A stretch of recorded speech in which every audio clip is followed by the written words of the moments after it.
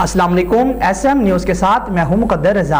SM news studio में खुशामदीद। खबरों का सिलसिला बढ़ाते हुए खबर शामिल करते हैं कराची से।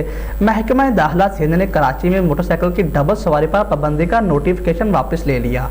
आपको अहम खबर से आगाह करते चले, महकमा सिंध ने कराची में मोटरसाइकिल की डबल सवारी पर पाबंदी का नोटिफिकेशन वापस ले लिया। ख्याल रहे कि सिंध हुकूमत की जानिब से कराची में टारगेट किलिंग और जराइम की बढ़ती हुई वारदातों के पेश नज़र एक माह के लिए मोटरसाइकिल की डबल सवारी पर पाबंदी आयद की गई थी।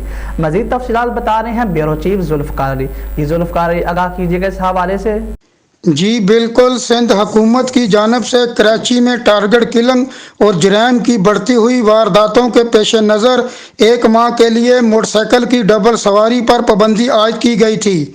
हुकूमत सिंध की जानब से जारी इलामिया में कहा गया था कि एडिशनल आईजी कराची की जानब से 10 अक्टूबर को लिखे गए खत में इस खदशे का इजहार किया गया कि शरपसंद अनासर की जानब से शहर का अमन ख़राब करने की इतलात हैं और हाल ही में कराची में हैंड ग्रेनेड फेंकने, कानून नाफज करने वाले अदारों के एहलकारों और मजहबी रहनुमाओं की टारगेट किलिंग के वाक़यात भी रिपोर्ट हुए हैं।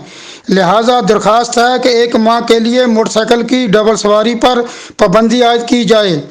ताहम पाबंदी आयद किए जाने के कुछ ही घंटों के बाद डबल सवारी पर पाबंदी का नोटिफिकेशन वापस ले लिया गया।